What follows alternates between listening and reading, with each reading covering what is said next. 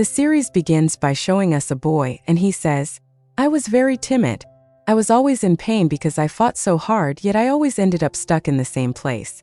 Finally, one day I decided to put an end to it all. I realized that I just needed to fix things, and after doing that, if anyone says I did wrong, I will tell them that I was abandoned and had to survive." The scene shifts, showing the boy's classroom. The teacher announces, "This is your test, so no one should fall asleep." The boy starts writing on his paper and thinks to himself, "I'm going to die, but before that, I'll write about what happened to me at school so the police can find this note. I want them to know how school was nothing short of hell for me." We then see a scene where 3 boys are beating him and sarcastically wishing him happy birthday. One of them crushes a cake with his foot and forces the boy to eat it. With no choice, he eats it while the bullies take photos of him. As he writes about this in his paper, he reflects, "When something happens to you every day, it becomes normal, right? But not for me." One of the bullies, Dajun Lee, taunts him, "Aren't you going to thank me? I celebrated your birthday and you're not even saying thanks. What kind of person are you?" The boy named Dajun endures the beating, thinking, "He must really love me because I'm his friend. What would he do without me?" The school bell rings and Dajun tells him, "The bell rang, so we should go now," but not before hitting him with his own slipper. He warns, "Don't forget to bring another cake tomorrow, so we can celebrate your birthday again." Dajun admits to himself, "I knew what would happen to me at school, but I still went every day." As he walks to his class, the teacher yells, "Dajun, didn't you hear the bell? Get here quickly." The other students laugh at him, mocking, "Did he get bullied again?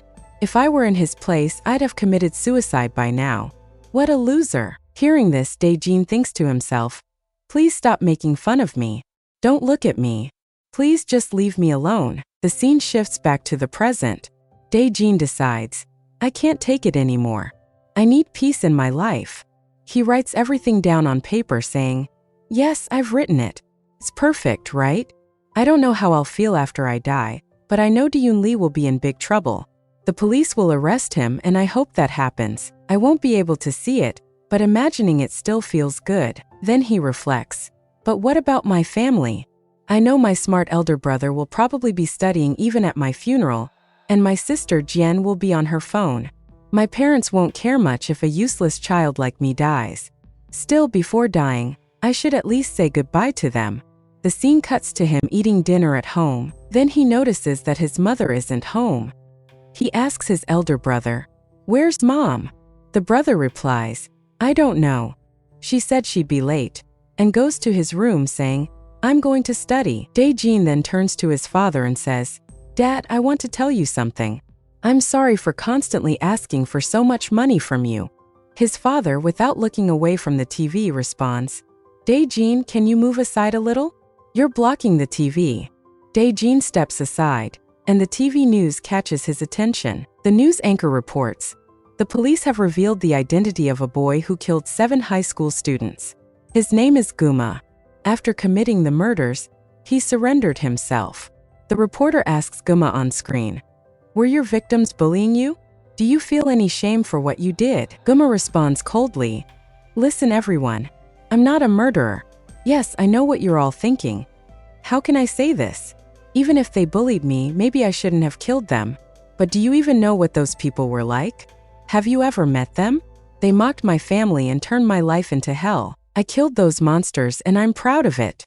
Could any of you have dealt with them the way I did?" The reporters and others around him shout in outrage, saying, "How dare you? You shouldn't have done this." Ignoring them, Guma looks at the camera and says, "To all the losers like me out there, I have one message. If someone does this to you, don't forgive them. If anyone tells you to spare them, take them down too. In this world, no one cares about your pain. And don't ever think about ending your life like some fool. Don't you feel angry? Do you really think you're the one who should die?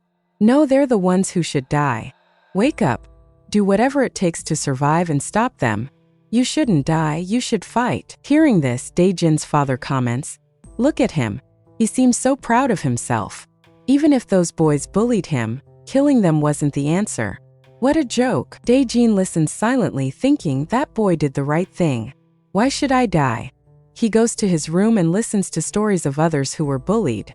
He wonders, can I do what that boy on TV did? But then he imagines the aftermath. where people would call him a murderer, and he feels a surge of fear.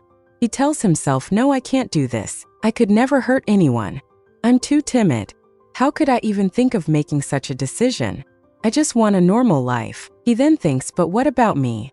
Could someone else get rid of Dajun Lee for me? Please, because I don't know what else to do. If this keeps going, I'll spend my whole life as Dajun Lee's toy. That would be terrible. But then he remembers what the boy on TV said, I shouldn't die, he should. Filled with anger, Dajun takes a sharp object and begins stabbing his pillow, saying to himself, yes, if anyone deserves to die, it's Dajun Lee. The next day, he returns to class, feeling a mix of fear and determination. I thought I was the only one who felt this way. Now that I'm here, I don't know what to do. But he's not alone. I'll wait for the moment when he is. Do I have to wait? But then Lee suddenly arrives and slaps Dajun on the head, saying, didn't I tell you to bring the cake today? So where is the cake? Dajun is furious and he tells Lee, I would never want to be like you. You should thank us because it's only because of us that you even get attention. Dajun thinks to himself, what should I do? Should I just kill him right now? He has a screwdriver in his pocket and thinks first Lee, then those two. Or should I just kill Lee alone? Dajun says out loud, hurry up or I'll kill you. In his mind, he resolves, I have to do this. He pulls the screwdriver out of his pocket. Lee notices and says, what are you doing? You didn't even bring the cake I told you to. As Dajun looks at Lee's face, something dawns on him. I heard this in middle school, about a boy experimenting with his dogs. Whenever he rang a bell, it was their feeding time. Over time, the dogs wouldn't eat without the bell. I feel just like those dogs. As soon as I see Lee's face, fear rushes through me. Lee asks, what are you doing? Dajun thinks, just looking at his face freezes my body. I feel like I can't do anything. The plan I made all night is completely shattered. My mind has gone blank. At that moment, Lee starts slapping him again. Dajun quickly hides the screwdriver, thinking I need to hide this. If he sees it, things will get worse. Lee keeps hitting Dajun and says, but this won't do anything, right? We still need to make your birthday special. Let's throw a party. You're coming with us after school. They take Dajun to a place where they've set up a lot of things. Lee says, look, I'm going to make your birthday better than a boring cake. There's alcohol here too. Dajun replies, but I've never had alcohol before. Lee says, don't worry. If you don't drink today, I'll kill you. Isn't that enough motivation? Lee mixes alcohol with Coca-Cola, saying, relax, this is just the beginning. Then he adds a sock, noodles, chips, and even dirt to the mix, spits in it and says, Dajun, you know how you have to drink this, right? You have to gulp it all down in one go. Dajun hesitates. I don't think I can drink this. Lee slaps him and says, listen, Dajun, if you dare say one more word, I'll kill you right here. Dajun thinks, what should I do?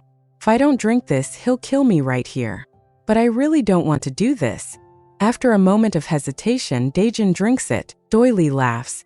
I told you he'd drink it. But Dajun immediately throws up. Lee mocks him. Look at that. He's throwing it all up again. Then he adds, no, this doesn't count. You'll have to drink it again. You're not going home until you drink this properly. They make him drink it several times. Dajun throws up repeatedly, but they only have one bottle of alcohol left. Lee gives his friends money and tells them to get more. As they leave, Lee tells Dajun, get up. You spilled most of it. You'll have to drink it again. Dajun, feeling dizzy and like his head is about to explode, says, I can't drink anymore. If this keeps going, I'll really die. I can't do this anymore. He throws the bottle and starts running away. Lee shouts, look at him. He's gone crazy. Dajun runs out of the building thinking, why am I running away? Even if I go back to school tomorrow, I'll just get beaten up again. Should I have not run away? But just then, Lee catches up to him from behind, grabs him and throws him to the ground. Says, did you really think you could escape from me? He begins hitting Dajun repeatedly, taunting him. Do you think you can get away from me? Dajun cries out. This hurts so much. If this continues, I'll die. What should I do? Lee sneers. Stand up. You're not going home so easily today. Dajun thinks, why am I living like this? What have I done to deserve this? I can't even stand up for myself. No matter how much motivation I gather inside me, as soon as I see his face, my body goes blank. I can't do anything. But then Dajun notices something. Doyen Lee has his back turned. He thinks I'm scared of his face, right? But if I don't see his face, why should I be scared? With that thought, he pushes Doyen Lee away. Doyen yells, "You've lost your mind, haven't you? I'll show you." Just then, a car comes speeding from behind and crashes into Doyen Lee. Meanwhile, Doyen's friends are returning with the supplies and chatting about Dajun. When they see police cars and an ambulance ahead, they wonder, what's going on? Looks like there's been an accident. When they get closer, they realize it's Doyen Lee who's been hit. We see Dajun running away, thinking that day all my fear disappeared. But I kept wondering, what did I do? I pushed him. I caused his accident. But if I hadn't done that, I would have died. I had no choice. That day I realized that I had to survive. And to survive, I'm ready to do anything. Dajun returns home that night, shaken. He wonders, should I turn myself into the police? I don't think I can escape this. Is he dead? But I only pushed him in self-defense, didn't I? Still, I pushed him in front of a car. If I hadn't, I would have died. I didn't have a choice. He reassures himself, yes, I'm fine. I just wanted revenge. The next day, Dajun heads to class thinking, I thought yesterday would be the last day of my life. I want to know what happened after the accident, but I don't want to see that bully's face in class. As he approaches the classroom, he notices an unusual silence. He wonders, why is it so quiet? Maybe the police are busy with other cases and I won't get caught. But still, I committed a serious crime. I shouldn't assume I'll get away with it. Maybe I should have stayed home. What if the police are waiting right outside the classroom door? Trembling, he opens the door and sees the classroom looking normal. The only thing missing is Doyen Lee. The teacher walks in and announces, "Before we start class, I have an important announcement. Last night, Doyen Lee was involved in a car accident. He was hit by a truck and is currently unconscious. He sustained serious injuries. However, he was walking on the wrong side of the road when it happened, so the fault was his. If anyone wants to visit him, he's in the local hospital. Let's hope he recovers soon." Hearing this, Dajun thinks he was walking on the wrong side of the road. That means no one suspects me. That's good, right? But guilt quickly overtakes him. No, I shouldn't feel this way. I should turn myself into the police. It was my fault. But do I not deserve to live in peace? Is it wrong to want that? The peace that was taken from me, I finally have it now, a normal lesson, a break time where no one is bullying me. I've wanted this for so long. Later, Dajun opens a book, something he hasn't done in a long time. I used to love reading back in middle school, but now I don't even have the desire for it anymore. Tears well up as he thinks, they've stolen so much from me for so long. Suddenly, a boy approaches Dajun and asks, "You're the one who pushed Doyen Lee, aren't you? What are you saying?" Then the boy next to him says, "What are you saying to Dajun?" He takes the boy with him and tells Dajun, "Forgive us. I was just joking." At that moment, the boy says, "No, yesterday I saw him with Doyen Lee. They were together, weren't they?" The other boy responds, "Do you really think a loser like him could push her?" Hearing this, Dajun thinks to himself, sometimes being a loser has its perks, doesn't it? And is it just me? Or does the class feel different today? Those boys who used to tease me when Doyen Lee was here don't seem interested in me anymore. Even other boys like me who were bullied seem more comfortable now. Since Doyen Lee left, the class has become so peaceful. I think I did a good thing after all, because in the end I endured so much. Just then, he notices a police car arriving through the window. Everyone starts shouting, "Why is the police here? Are they here to arrest someone?" Shortly after, a boy comes into the class and says, "Dajun, you need to go to the teacher's office immediately." The police handcuff Dajun right away. The teachers ask, "Why are you arresting Dajun?" The police respond, "Dajun is being charged with attempted murder of Doyen Lee, which is why we are arresting him. You have the right to remain silent if you wish." The teacher says, "Are you sure? Didn't you say Dajun was walking on the wrong road? But Dajun didn't do anything, right?" The police reply, "Yes, the truck's black box showed otherwise, but when we checked nearby security cameras, we found that Dajun pushed Doyen Lee." The teacher asks, "Why did you do this, Dajun? You were such a normal, good kid." Hearing this, Dajun thinks to himself, was I a normal kid? Was my life like a normal child's? But I did all this for a normal life, didn't I? Out loud, he says, Yes, now I believe that God exists because he can never let someone like me be happy. Afterward, things unfolded just as one might imagine in the movies. It wasn't exactly the same, but even worse. Wherever I went, people reminded me of what I had done. Hearing it every time made me feel terrible. Doyley's mother confronted Dajun and asked, "Why did you do this to my son?" The judge declared. Dajun pushed Doyley in front of the car, causing serious injuries. Therefore, Dajun will be punished. However, the note Dajun had written was read by the police, revealing that Doyley had bullied him excessively. As a result, Dajun's punishment was reduced to 2 years. Later, it was discovered that Dajun had been forcefully given alcohol, which further led to his sentence being cancelled. Despite this, Dajun found no happiness in any of it. Dajun's father said, "So have we done everything now?" But Dajun's mother replied, "No, we still need to meet with the school's violence committee." His father commented, "This boy has done so much, hasn't he?"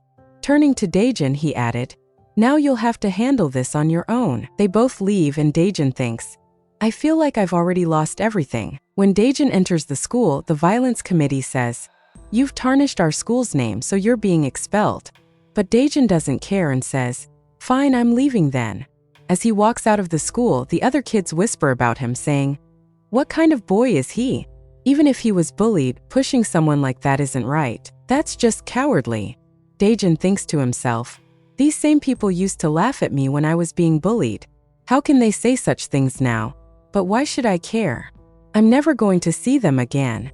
The only place left for me now is my home." When he reaches home, his father tells him, "Get out of my house." Crying, Dajun leaves the house. Outside, it's raining and he says, "What does this even mean? Get out of my house." Dajun wonders, what if I never go back?